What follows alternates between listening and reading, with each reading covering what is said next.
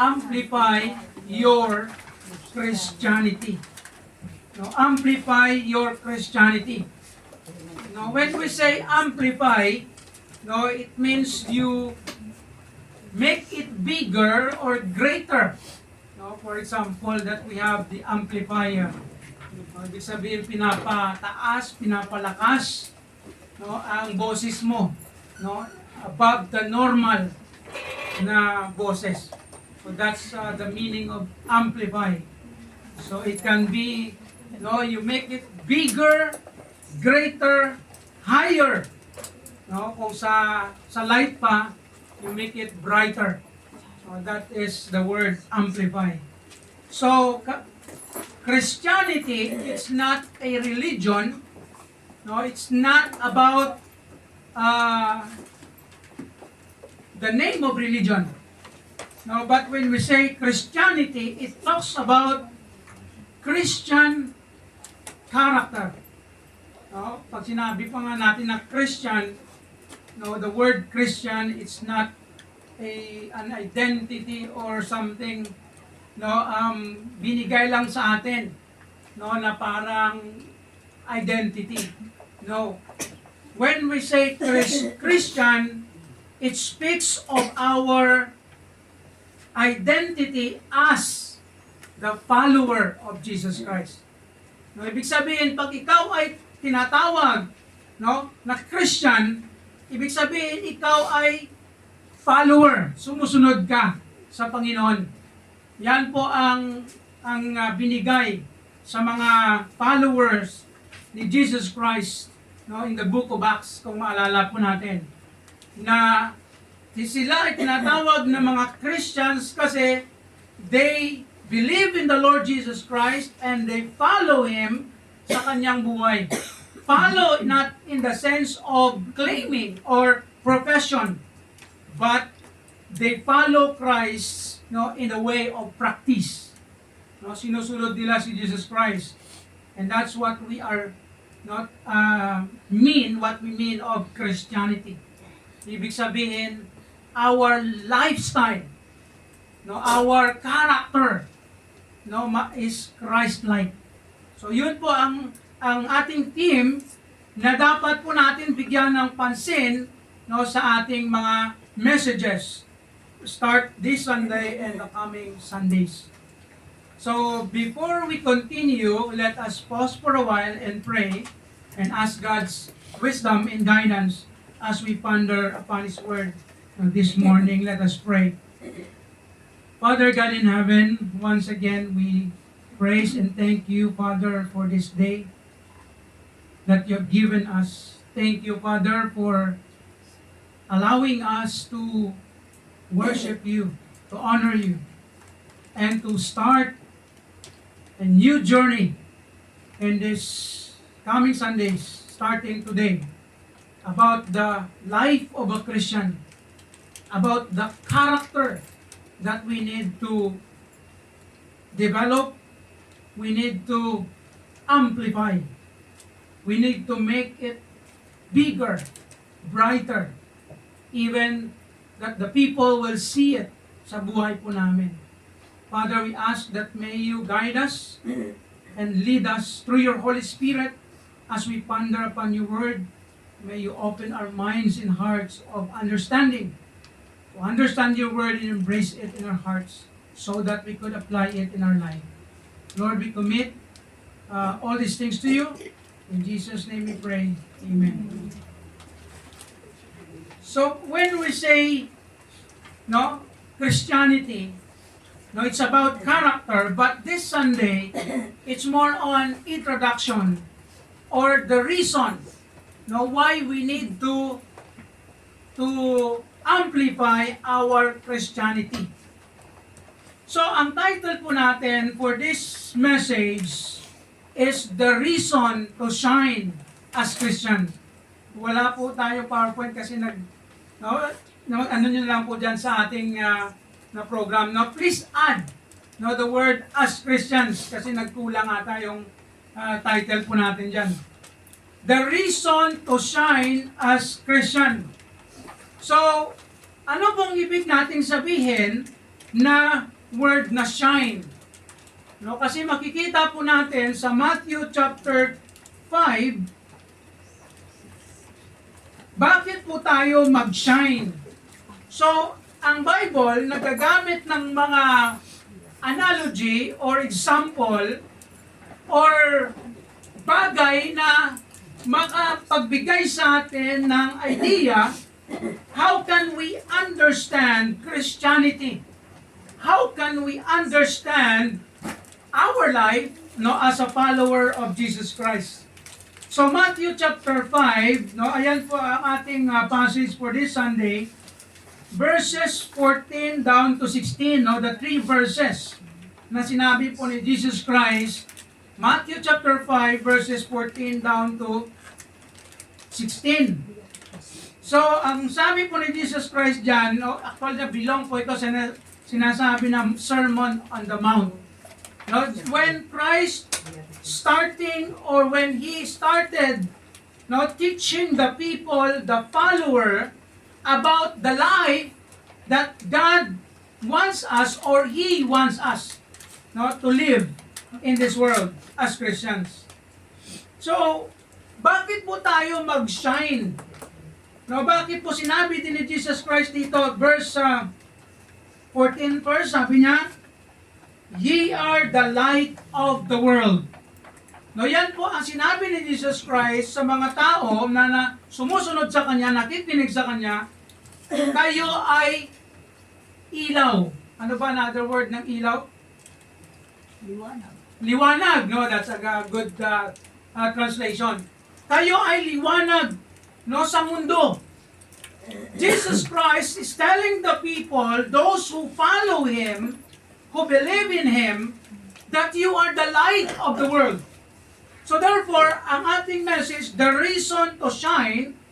So when Jesus Christ says that you are the light, of course, hindi naman po tayo literal na light. But He's referring to our identity. He's giving an example of who we are, what we are in this world. Na tayo ay just like the light. If you will consider that Jesus Christ, sabi dyan sa John, that Jesus Christ claimed Himself that He is the light. I am the light. So tayo na Christian, if you believe in the Lord Jesus Christ, you also considered as the light. Liwanag po tayo dito sa mundo. Bakit?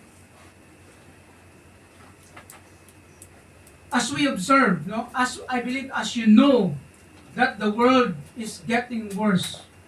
Ang mundo ngayon, grabe ang mga nangyayari. The world is getting darker, figuratively speaking. Pag sinabi natin light and darkness in the Bible, it is an analogy of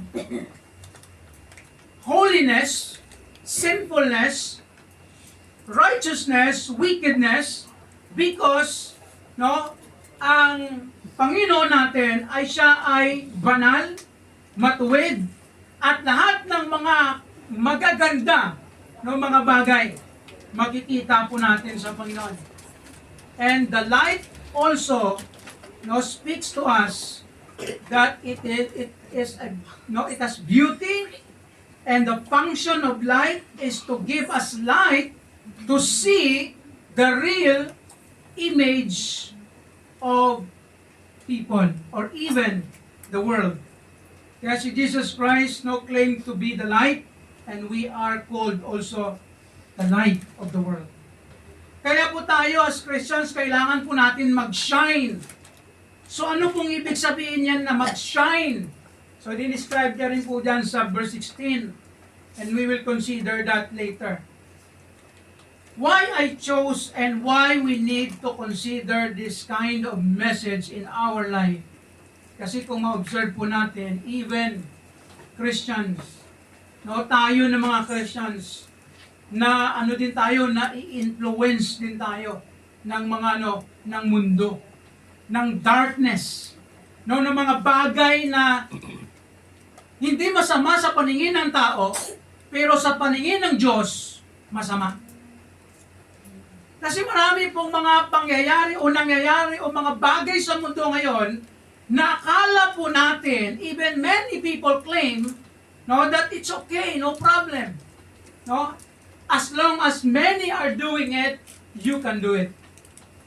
Yun po ang mga claims ng mga mundo, and even Christians are influenced, or even Christians are deceived of being like the world, following the passion of the world.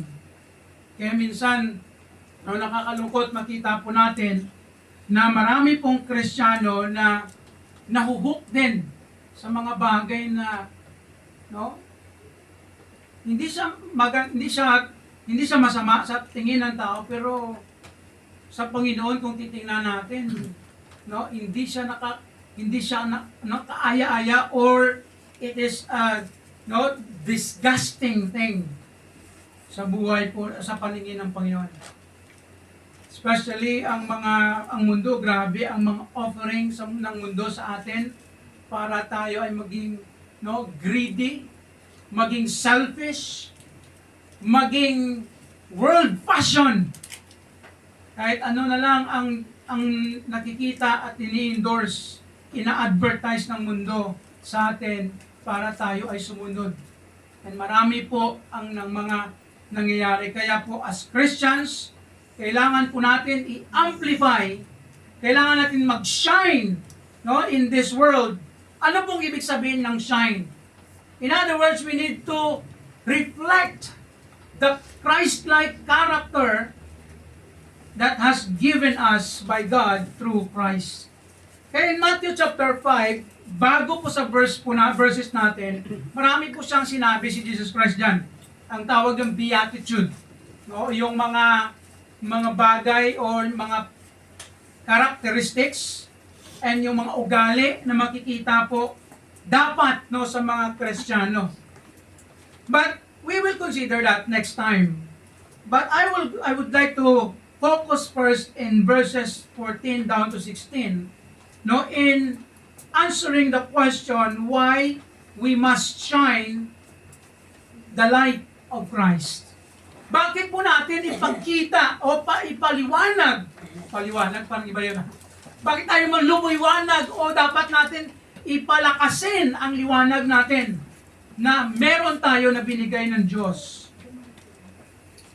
Yan po ang ating i-consider for this Sunday, so that mas maintindihan po natin kung bakit natin bigyan ng pansin ang ating buhay na dapat na tayong lumiwanag sa mundo na ito. So when we say liwanag, by the way, it speaks of the characteristics or the good characteristics of the Lord Jesus Christ. Kaya si Jesus Christ, when He said in verse 16, jump po muna tayo, sabi niya sa verse 16, let your light so shine before men that they may see your good works. So ang ipapashine po natin sa mundo na ito ang good works, and that good works is not good works alone na sinasabi ng maraming tao, ng ibang tao. It is a good works that Jesus Christ, that God is teaching us and telling us through His Word. Kaya sa previous verses, makikita po natin dyan ang mga elaboration ni Jesus Christ about good behavior, good character, good things that you can do in the world. Kaya marami pa sa ibang mga passages of the Bible, and we will consider that next time. But we will go first in this. Why we must shine as light in this world. Number one, makikita po natin dito, it is because we are designated to shine. The word designated, yan po ang keyword po natin dyan. We are designated to shine. Ano pong ibig sabihin ng designated? We are chosen. We are called. We are identified. Or we are appointed to shine in this world. Yan po ang word na designated. Kaya po sa verse 14, balik po tayo, sabi dito, ni Jesus Christ, you are the light of the world. That is an appointment, that is a designated call of Jesus Christ na tayo ay light. Ibig sabihin, tayo po ay binigyan ng identity na tayo ay ilaw ng mundo na ito. Kung sa in-appoint tayo ng Diyos na maging liwanag sa mundo. So that's what we mean by designated. So, paano po natin masasabi na tayo ay in-appoint o na-designate na lumiwanag sa mundo? Because the Bible says in Ephesians chapter 5 verse 8, for you were sometimes darkness. Paul is talking to Christians na yung mga taong sumunod na nampalataya kay Jesus Christ. Sabi niya, kayo dati nasa kadiliman. So when you say darkness, no, it's not literal darkness, but it means you are in the way of light na makasalanan. No, you are not saved. Kahit mabuti at maganda ginagawa mo, kung hindi ka ligtas, hindi ka nampalataya kay Jesus Christ, you are in the darkness. Kaya sabi ni Paul, kayo dati sa darkness kayo, but now are ye light in the world, in the Lord. Liwanag po kayo sa Panginoon. You are the light of the world. Kaya sabi niya, walk as children of light. We will consider that last phrase later. But what we are talking about here, paano po tayo na-designate to shine? Because number one, God moves us in the light. Dahil nilipat tayo o nilagay tayo, moved, nilipat o tawag ito, ang word pa din, translated. God moves us in the light, if you can see in our program. Yan po sinabi kanina, you were from darkness, but now you are in the light. Amen. Dahil po tayo ay nilagay ng Diyos sa liwanag. And that is why we need to shine in this world because we are not in the darkness now. Kung ikaw po ay Kristiyano, ikaw po ay nasa Diyos and you are the light. Nilagay po tayo sa family ng Diyos. And the family of God speaks of the light na nandito po tayo sa mga sa family, sa liwanag. Ibig sabihin, pag ikaw ay nasa liwanag, ibig sabihin gumagawa ka ng tama. Naintindihan po natin? Gumagawa ka ng mga mabuting bagay. Kasi pag liwanag, makikita mo kung anong ginagawa mo. You can see what is good or what is right or wrong o anong dapat mong gawin kung ayan ay may liwanag. Pero kung ikaw ay nasa dilim, kahit ano na lang gusto mong gawin. Di ba? Kaya maraming tao may sa dilim. Kasi pag ang dilim, maraming pwedeng gawin. Pero pag nasa liwanag, you will be aware and be careful and you will know and you will see what is the right and wrong. And that is, it means that we are in the light. Because in the light, we can see and we can do the right thing. And that is our life in Christ. God moves us from darkness to light and not only moves us, parang nilipat tayo, hindi lang po ganyan. But second principle there, God made us the light. Ginawa talaga tayong light. Liwanag.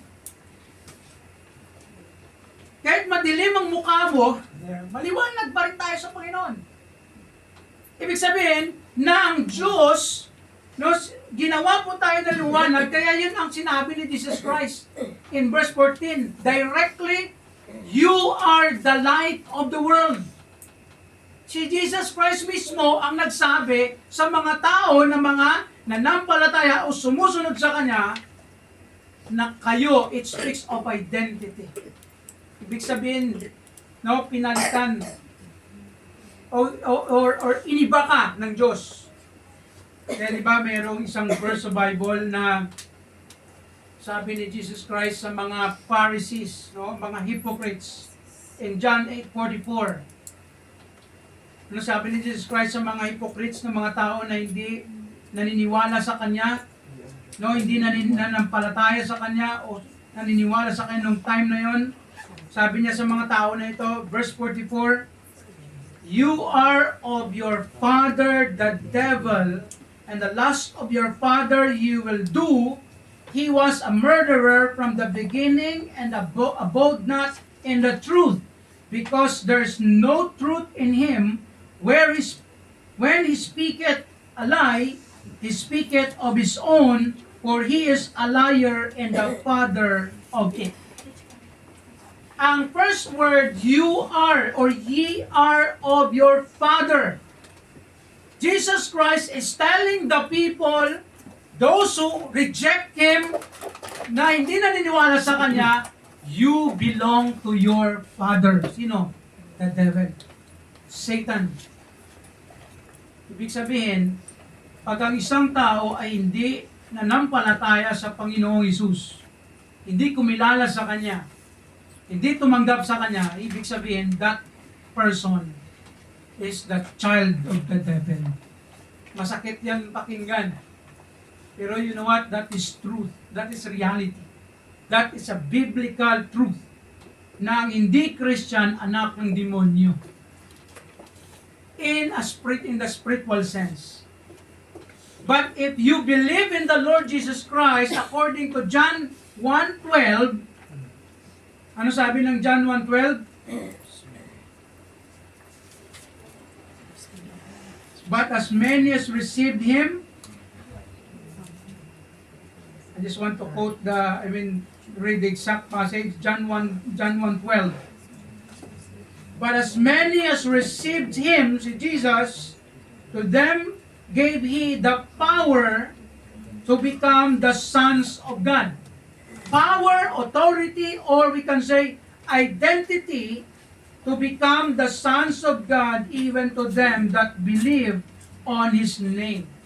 Kaya pag ikaw ay nanampalataya kay Jesus Christ, ikaw ay naging anak ng Diyos, and when you say anak ng Diyos, you are considered light in this world.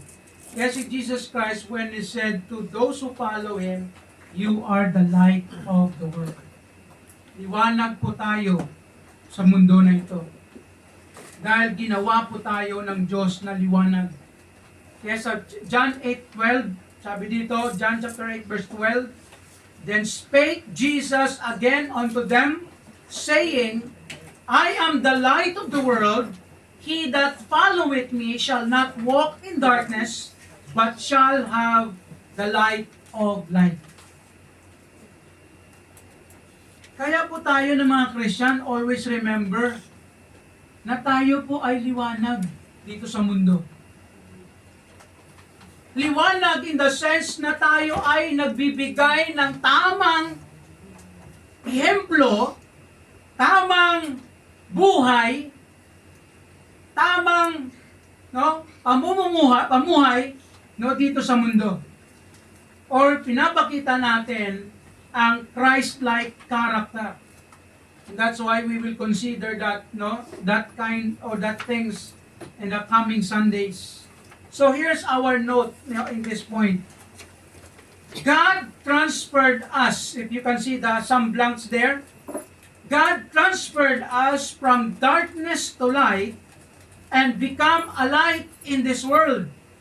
Therefore, we must be grateful and faithful to shine our light that God has given us. Kailangan, dapat kayo tayo magpasalamat po tayo sa Panginoon at maging faithful. Na dapat makita sa atin ang pamumuhay, ang buhay na Kristiyano. Kristiyano. Kaya sabi nila, Kristiyano sa puso. Hindi sa nguso. Kasi yung iba, ganun lang, no? Christian in practice, not only in profession. No, minsan kasi profession lang, Christian ako. Pero ang tanong, kamusta yung buhay natin? Christian ba? Nakikita ba ang Christ-like character, yung mga good things or good behavior and characters of Jesus Christ sa buhay natin? That's the question. Kaya po, we need to be faithful to shine this light that God has given us. Secondly, not only because we are designated to shine, but secondly because we are designed to shine. Hindi lang po tayo parang pinili o in-appoint o ginawa ng Diyos na maging light, but it is also His design. Pag sinabi mong design, talagang yan ang purpose ng buhay po natin, no, dito sa mundo. Dinisenyo tayo ng Diyos na maging light, maging example, maging blessing sa mundo na ito. Because the world is getting darker, and as Christians, we need to be brighter. Tayo maging lumiwanag pa tayo na ipakita natin ang buhay ng isang Kristiyano dito sa mundo, because that is our design or purpose of God sa ating buhay. Tingnan ko natin yung verse 15 na sinabi ni Jesus Christ in Matthew chapter 5.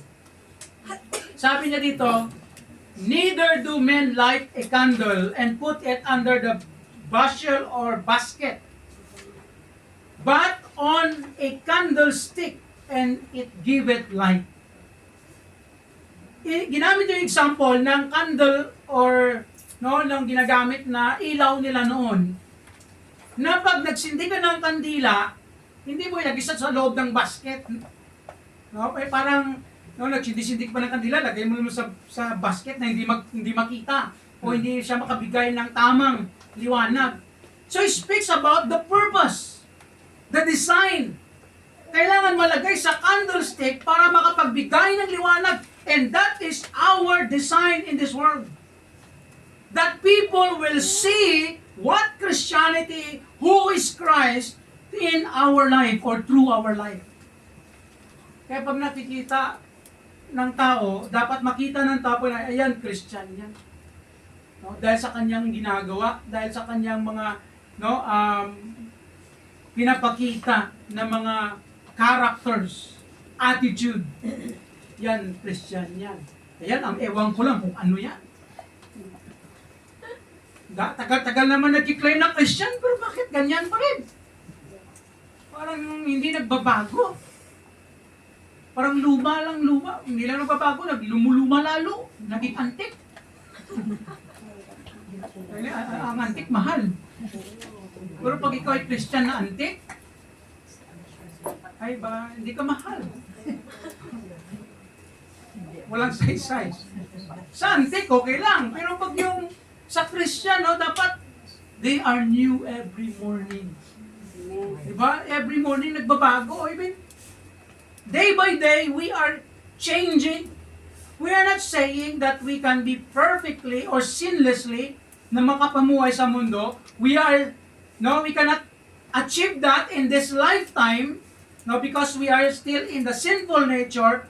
But God wants us to improve, to grow, to change, to be a better man.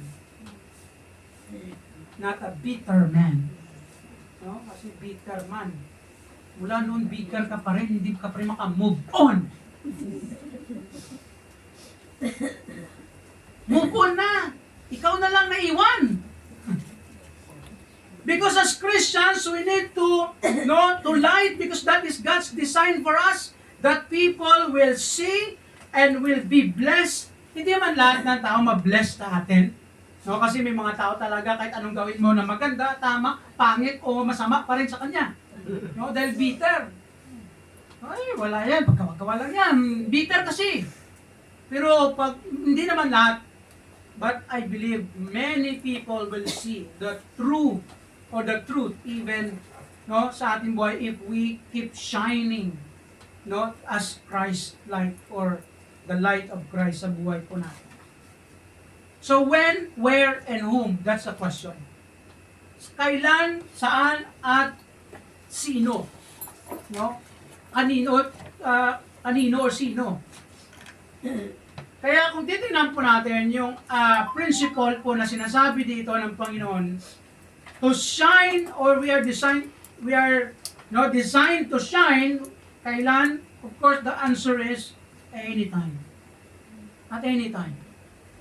Anytime we need to shine, because when Christ made us the light, no, in this world, that is our identity. Must be. Kaya sabi niya, no, yung candle, pag inilawan mo na yung candle, dapat ilalagay mo na siya sa candlestick o sa lugar na makapagbigay siya ng liwanag. That's the purpose. So tayo, ginawa na po tayo na light ng Panginoon through Jesus. Ginawa na po tayo ginawa na tayo na liwanag dito sa mundo. And that's why anytime we need to shine. Kailangan makita sa atin yung light na ito na binigay ng Diyos sa atin anytime. Hindi lang sometimes. No? But anytime, Pastor, hindi man natin ma-perfect. Yes, hindi natin ma-perfect yan, I believe. But still, the Bible says, no, we need to try and do our best to be the light anytime. Maybe along the way, maybe ma-fail ka, but it's not the end na mag-stop ka. When you fail, just go back. Go back to God, go back to the light, no? Go back to the life, no, that shows the light. Kasi tayo minsan nagkakamali man tayo in our words, in our actions, in our reactions. Hindi, ang resolution lang naman yan is just go back, reconcile, forgive, forget, and do again or show again the light of Christ. That's the way we can say anytime. And not only at any time, but to anyone. Kaya po, tingnan po natin yung analogy dyan sa verse 15. And it giveth light unto all. Take note the word all. Makapagbigay ng liwanag sa lahat. Sino sa lahat? Na nandyan. According to this verse. Kaya po, ang principle talaga ng Bible sa atin ng mga Christian, na sa ating buhay makikita si Jesus Christ, ang liwanag, ang good works na sinasabi ni Jesus sa buhay natin, to all, hindi lang po selective. Kaya sabi sa Galatians 6 verse 10, na-quote din natin to last time, as we have therefore opportunity, let us do good unto all men. Kaya po ang argument po ng Bible, tayo na Christian, maging mabuti po tayo sa lahat. Hindi mabuti sa akin, hindi rin ako mabuti sa kanya. Ganun kasi minsan, human nature po yun. It's not the light, it's darkness. Na mabuti ka lang sa mabuti, masama ka din sa masama. No, that is not Christianity.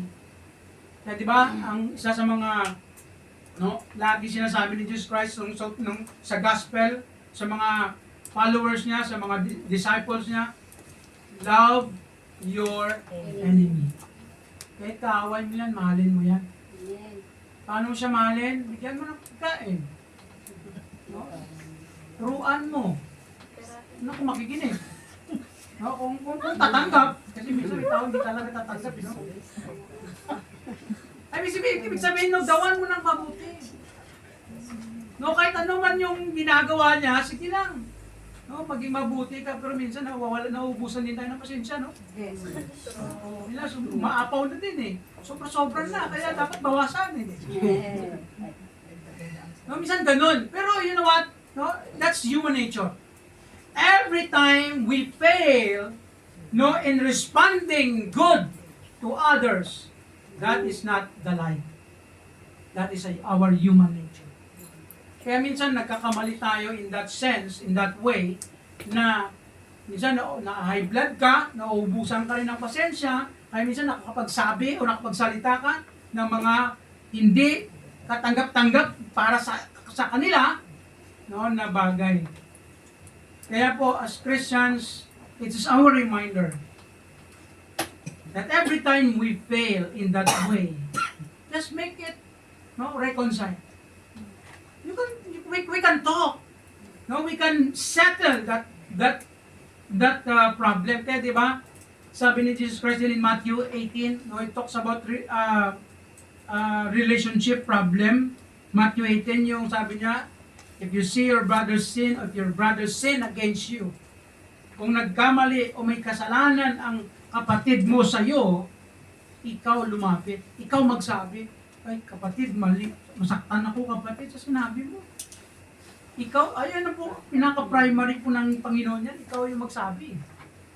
Kasi baka hindi niya alam na nasaktan siya, o alam niya man, but still you honestly, no, show and tell that you sin against me. Sabi niya, pag hindi siya magtingin ng tawad, hingi kayo ng witness, di ba? May ganun yung process of reconciliation or settlement of the conflict between brothers, no, or kapatid, or no, a churchmate. May mga relationship naman na minsan hindi talaga masettle. No, parang live as it is, parang ganun na ba? But in Christianity, in our life as Christian, it is our responsibility, whatever conflict or problem, relationship problem, we need to make it right or do our best or part to settle it. Kaya po tayo dapat ang mauna as Christians. Kung may mga mali-mali man dyan, no, tayo dapat ang mauna na makipagbati. No, maghanap ng paraan na magbati o mag-reconcile. It is our Christianity. Yan po ang sinasabi po ng Bible. Na gawin po natin every time may mga problema po tayo na ganyan. Let us do good unto all men. Binigyan niya lang ng emphasis na parang i-highlight, especially unto them who are of the household of faith. Especially sa ating mga Kristiyano. Kasi sa ating Kristiyano, hindi po maganda, hindi na po liwanag ang napapakita sa atin kung tayo ng Kristiyano, hindi po tayo nagkakabati-bati. Pag may away, pabayaan, bahala ka sa buhay nyo, basta ako, It's not light. No? That you influence, you introduce darkness. We must be the light, not to others. Especially sa ating household of faith. Ang household of faith yan, Christianity yan, ha? I mean, family, Christian family. No, church. Christian community. Yan ang ibig sabihin ng household of faith. Church, especially. Kaya po sa Christian, tayo ng mga Christian, minsan hindi man natin maiwasan na magkasakitan tayo. Di ba? Walang perfecto na church. Kaya siguro minsan nasasaktan din kayo sa akin. Okay, sasabihan niyo ako, Pastor, nasaktan ako sa preaching mo, parang parang ako yung tinumbok mo, Pastor. Sabihin ko sa iyo, hindi ako nanunumbok. Kasi andyan po yan po ang pinag-uusapan natin. And I believe that whatever we preach here in this, in the Bible, that is God's word. That's why we need to accept it, whatever God give us in time of preaching. Unless siguro minention pangalan mo, si ano talaga yun. May mga ganun din ng mga pastor, pero sige lang. That is another, depende sa context ng kanilang relationship. So, to anyone, kailangan sa lahat, we need to be good. To do good, to show the light that God has given us. And in anywhere. Kahit saan. Kahit saan tayo mapadpad, saan tayo dali ng Panginoon, saan tayo nilagay ng Panginoon, kailangan po tayo maging light. Saan ba tayo nilagay ng Panginoon? Dito. Saan ka pa ba? Di ba? Dito ka sa church. Kung ito yung church mo, ito yung family mo. Kung saan ka nakatira, yun ang bahay mo. That's the place God put you, or where. Kung saan ka nagtatrabaho, that is the place that God wants you to be a light or the light, no, to show Christ-like character and attitude, to be a blessing, to do good, to show Christ-like and to show kindness to the people. Anywhere, kahit saan tayo dalhin ng Panginoon, kailangan po natin mag-shine because that is the design of God for you and for me. Kaya sa verse 15, no? Verse 15, chapter 5, verse 15 ng Matthew, sinabi niya lang dito, that light unto all that are in the house. Ginamit niya lang yung analogy kung sino mga nandyan sa house na yan na abot ng light na yan, no, dapat magkaroon ng liwanag.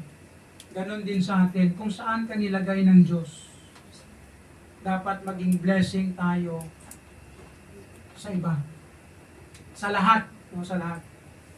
Kahit ayaw man tanggapin ang blessing na yan, ayaw man tanggapin ang kabutihan mo na yan ng ibang tao, pabayaan mo na. Bahala na si Lord. Bahala na si Lord. Bahala ka sa buhay mo. Diba ganyan, no? Bahala ka sa buhay mo kung ayaw mo talagang maniwala o hindi ayaw mo tanggapin ang bagay na ito. Okay, let's go to our note in that second point. The light that God has given us is undying. Hindi po yan namamatay. Or eternal. No, that's eternal. But it can hid by our own personal way of life. Pwede po natin matakpan yan eh. Paano yung matatakpan, Pastor? Hindi mo ginagawa. Hindi mo pinapakita ang Christ-like character. Therefore, let us make it sure to shine always to anyone, especially in our church. No, kaya alam nyo, yung goal po natin dapat dito, every time you go to the church, I want to be a blessing. Diba? Ang pagpunta mo sa church means you must have the heart na maging blessing ka, anong mabigay mo, anong mapakita mo na maganda, no, na mga good things, good character, when you go to that place. Hindi na ba? Lumanta ka lang sa akin na punta ko sa church mamaya. Ang talaga. Delikado naman yun. Diba? Pupunta ka sa church tapos iba yung gagawin? Hindi ganoon. Dapat pagpunta mo sa church, ang puso natin is anong mga magaganda pwede ko magawa para sa Panginoon na maging light ako sa iba. Ganon dapat yung puso natin. Tama? Amen. Hindi pagpunta sa church kung ano-ano binabantayan natin. Diba? Dapat nakaset tayo sa Panginoon and sa light na binigay sa atin. To be a blessing. That's why we need to aim that kind of way of life. And thirdly, not only because we are designated, designed, and lastly, we are demanded to shine. Dahil tayo ay inuutusan ng Panginoon na mag-shine. Kaya in verse 16, let your light so shine. You are the light, so let your light so shine before men that they may see your good works. The good works is the way of life ng Kristiyano. Characters, attitude, and glorify your Father which is in heaven. Kaya alam niyo po, when we shine the light that God has given us, ang nag-glorify po dito yung ang Father. Napipraise, nag-glorify ang Diyos because of what we do. Because of the light that we show to other people. So, it is a demand. Alam niyo, tandaan niyo po ito. Number 1, o letter A there sa outline. It is a direct command. Anong ibig sabihin ng direct? It is direct command to Jesus or from Jesus Himself. Kaya sinabi niya, let your light, siya mismo nagsasabi. Si Jesus mismo nagsabi sa mga tao. Iliwanag ninyo, yung liwanag ninyo dapat lumiwanag sa lahat o before man, sa mga tao. It is a direct command from Jesus. Kaya alam niyo po, pag sinabi mong direct yan, wala nang paliko-liko yan eh. No? Hindi ako nang paliko-liko, dire-diretso na. Direct, personal, intentional, na pinasinabi ni Jesus Christ.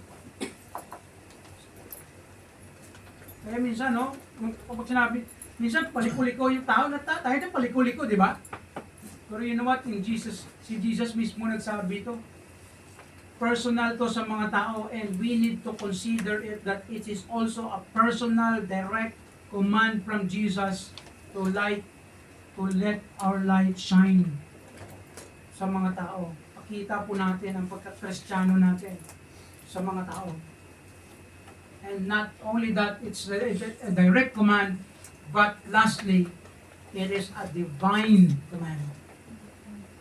Hindi lang po to na binigay lang basta-basta, but it is, came from God, divine.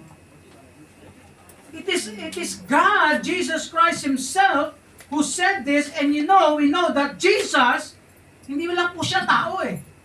He is also God. Jesus Christ is not only human, but God human. He is God human. Tao po, Diyos siya, nagkatawang tao. Kaya po sabi nga sa John chapter 1 verse 1, in the beginning was the Word, and the Word was with God. Si Jesus Christ yung ibig sabihin ng Word, and the Word was God. Si Jesus Himself is God, and therefore, this command is from God.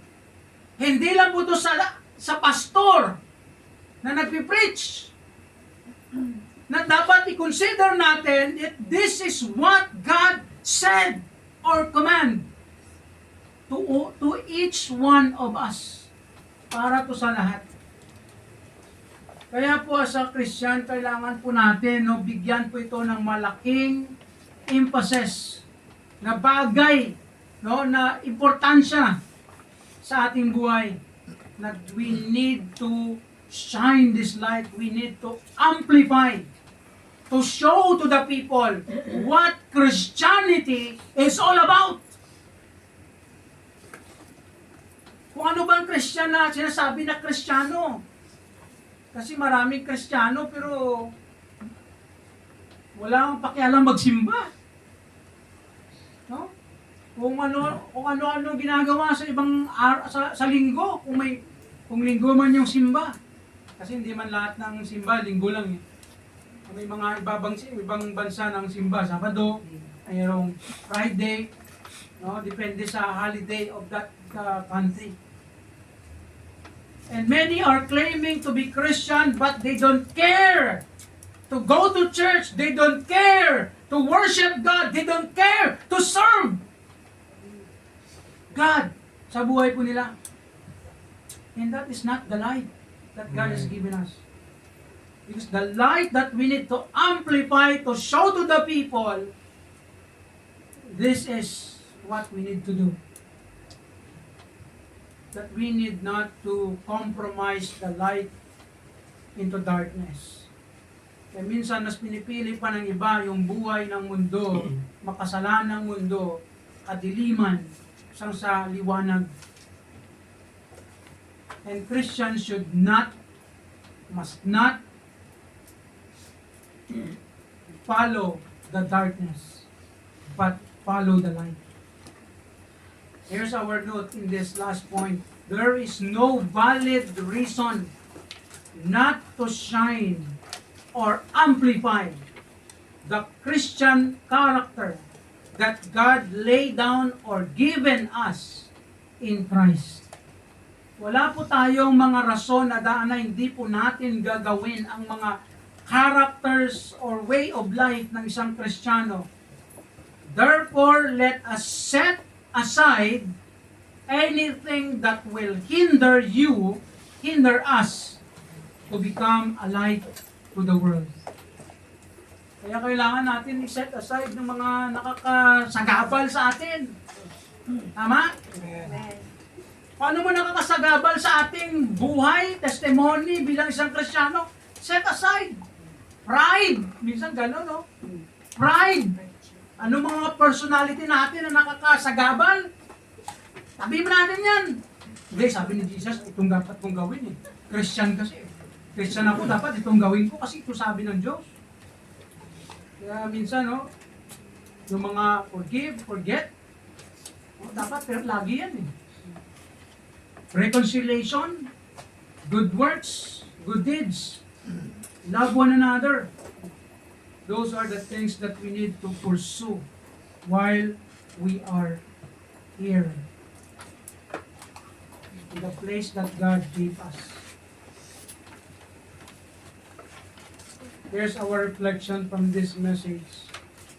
Are you 100% sure that you are in the light of Christ?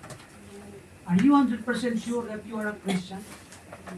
Na ikaw ay talagang lumapit sa Panginoon, nanampalataya, tinanggap mo si Jesus Christ, na yung Panginoon tagapagligtas sa buhay mo? Sigurado ka ba na nagawa mo na yan sa buhay mo? Kasi pag hindi ka sigurado na ikaw ay 100% sure na Christian, baka hindi ka pa. You need to come to the Lord Jesus Christ. You need to accept Him as your Lord and Savior. You need to believe in Him as your Lord and Savior. And that's the way, that's the starting point na ikaw ay maging Christian, maging malagay ka sa light at maging light na sa mundo na ito. Secondly, how is your light as a Christian? Is it shining to anyone at any time? Nakikita ba ng tao na Christian to? Kasi makikita mo sa kanyang character and attitude. And finally, do we take it seriously? This command of Jesus to us as Christians to shine. Do we take this seriously? What Christ says here? Parang binibigyan mo talaga ng halaga. Hindi ito sabi ni Jesus Christ eh. Kailangan ko maging blessing sa iba. Pag tayo po maging selfish, walang makukuha yun. Hindi. Minsan ang focus natin kasi kung ano makukuha natin, ano maganda sa atin. Dapat ano ang mabibigay natin. Ano ma-extend natin. Yun po ang light. No, you are thinking of what you can do, what you can show to the people na maging blessing tayo sa iba. Yan dapat ang thinking natin as a Christian. That is the light that we need to show. Kasi po pag parang selfishness na hindi po yung light. It is darkness, human nature as a Christian. Kaya po kailangan po natin i-set aside those things. May God bless us as we ponder, as we continue this journey for this coming Sundays about the characters of a Christian. Let us pray. Lord God in heaven,